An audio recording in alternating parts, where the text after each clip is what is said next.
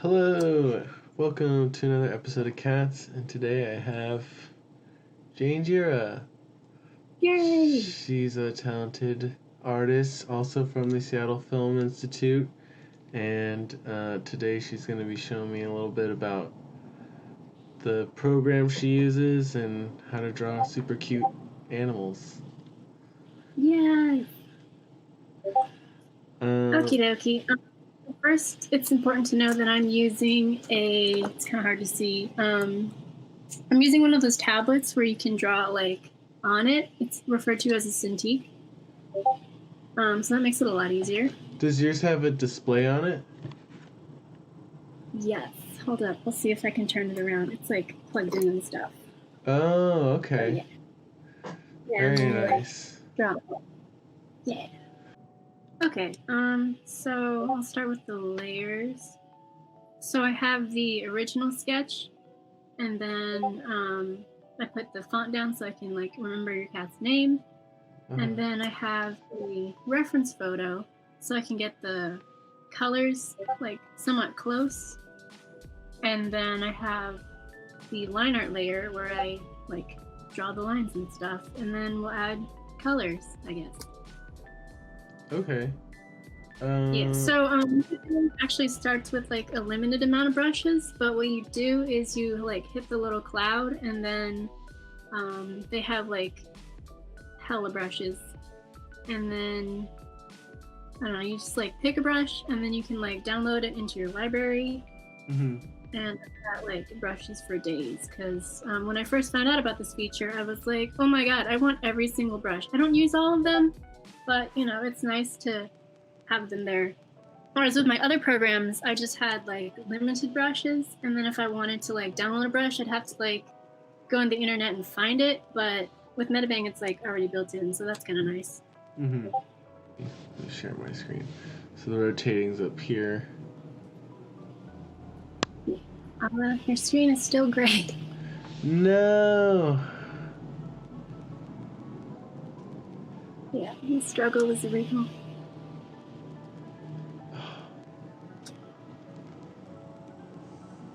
Okay, is it still gray now? Yeah, it's still gray. Oh no.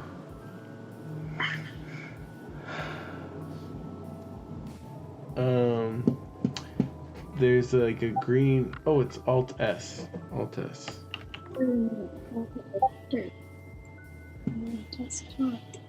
Okay. Can you see my screen? Oh, yeah. Hooray!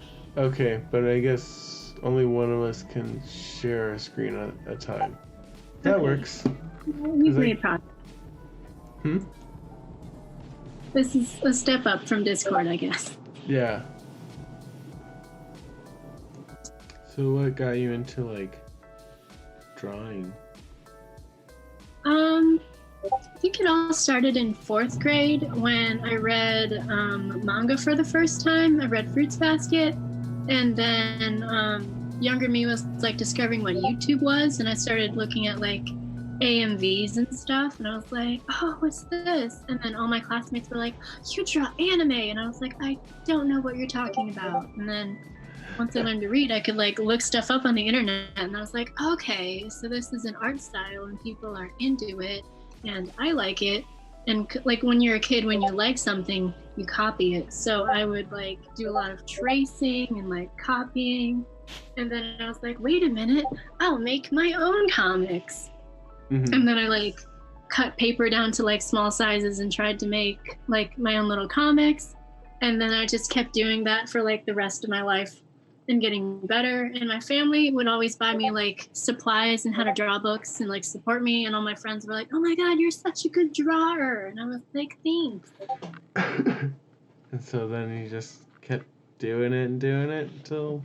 Yeah, and then like the internet was evolving, so there was like tutorials and stuff, and I like, it was not hard for me to like teach myself how to do it, so I had the drive, and then I just like did it. She just did it, people. So in, I think it was like 8th grade, we had to do this thing called a job shadow, where you find some person who's doing a job and then follow them for a day and like learn about their job and then report back to the class. And I couldn't really find anybody because I was procrastinating. So my dad found one of the instructors from Seattle Art Institute. So I went in there for a day and sat in on the animation class and then talked to the teacher afterwards. And I was like, I draw my own comics. And he was like, okay. And then he said that my style was like a mix of anime and realism, which was unique because kids my age would like look at how to draw books and then copy it and then say, look, I can draw anime. And he said, no, you can copy. But after that, you have to learn to like make things with your own style and just like get in the habit of like drawing daily and keep practicing. And I was like, oh, okay. So then I just like took that with me for the rest of my life. Mm-hmm.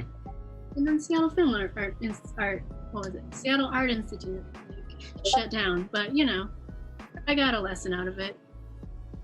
And I got to use Flash animation back when it was called that. I think they call it something else now. But yeah, I animated like a Japan flag moving and a cat with a cape. And I was like, oh my god, I can animate. You went to the Art Institute as well? So I got in and then they gave me like the cost and it was just like thousands and thousands of dollars. And I wasn't out of high school. Yeah. I was almost out of high school. So younger me was like, you know, I'll just get a part-time job and it'll be fine and I can pay off all my student loans. It'll be fine. And then my family was like, that's not how that works. So we like fought for a little bit and then I was like, okay, fine. I went to community college instead. And then I was like, oh, it's actually really nice. And I got my associates in design. And then my mom wanted me to go to UW because it's the UW, you can become a doctor. But I was just like not having it. And then I found Seattle Film Institute and I was like, I want to go here instead. Mm-hmm. And then I did, and it was fantastic. Yeah.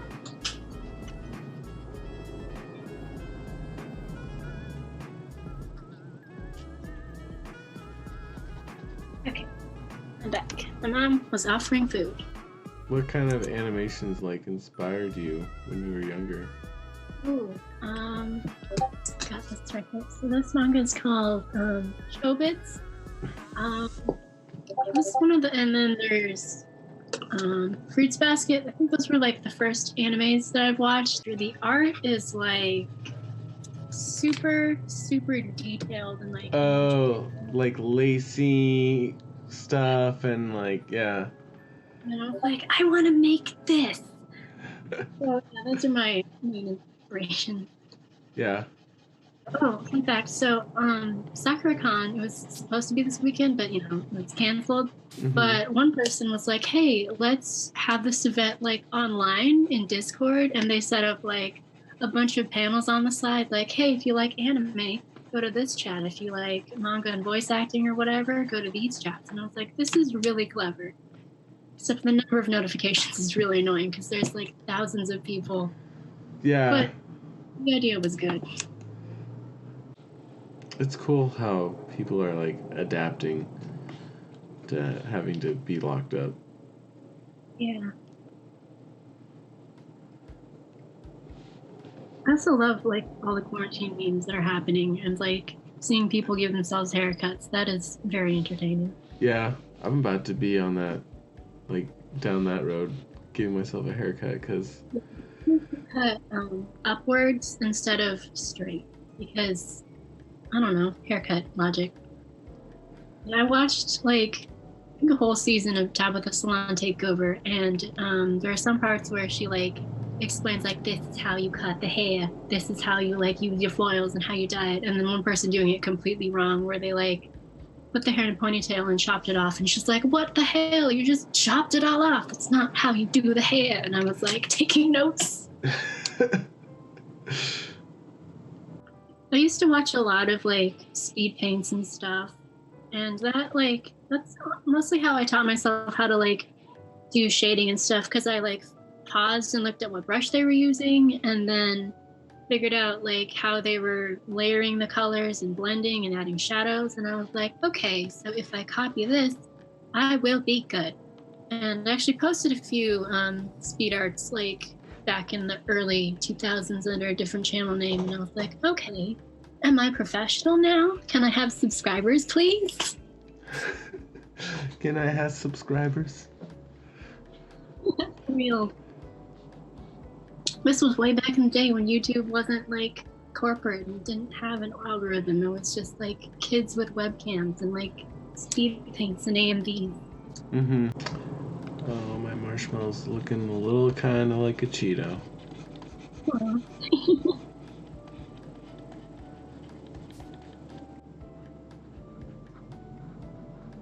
I'm opening one of my comic pages that I want to show all y'all.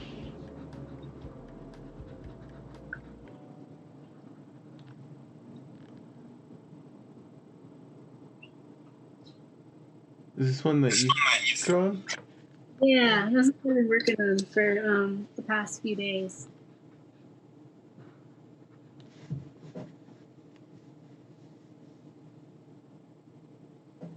I'm working on a magical girl comic. It's a little bit dark, but yeah. Very I'm cool. experimenting with layering black on black. Yeah, I can like see the very subtle detail of like the transition from the top to like the skirt. Yeah, I have like all these like buckles and like little details and stuff. Let's see, I have a completed page somewhere.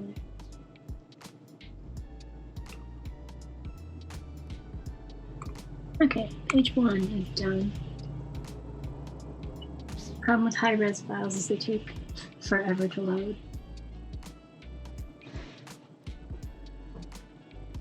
How long did it take you to do the full page? I think it took like a few days to sketch it out and plan it, and then with these pages I like drew and colored them already in full color, but I was just like not feeling it. So I think it took 1.5 days to redo the line art and then do the colors in the alley tones. This is a finished page. I'm really happy with how this turned out.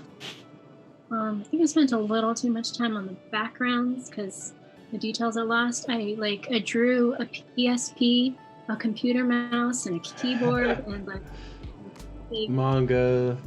You can kind of still see it, but like after I got that row done, I was like, I think I'm spending way too much time on this background. I need to move forward. And then Sid drew the ghosts because like I really like his like quirky, unique style and like the darkness of his lines.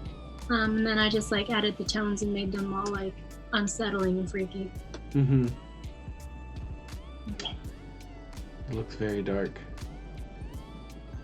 Super excited. It's always hard like figuring out what my style and stuff is because I draw from like dark to like cutesy to like pastel to realistic, and it's a little bit of everything. And I think at SFI we're supposed to know how to like brand ourselves, and I'm like, well, how do you brand your style if your style is everything? Right. Kind of like it can't nail down one specific thing. Because I feel like if I attract an audience for like my pastel cutesy stuff, it's gonna throw everybody off if I suddenly decide one day that I'm really interested in drawing gore, and then I put that up, and then the cutesy people are like, "Wait, what? Are you okay?" Yeah. But then the other way, it's like if I get into realism and then suddenly switch to like simplistic chibi art, it's gonna be kind of like jarring. Yeah. But I don't know. I'm like, I'm gonna have to cross when I get there.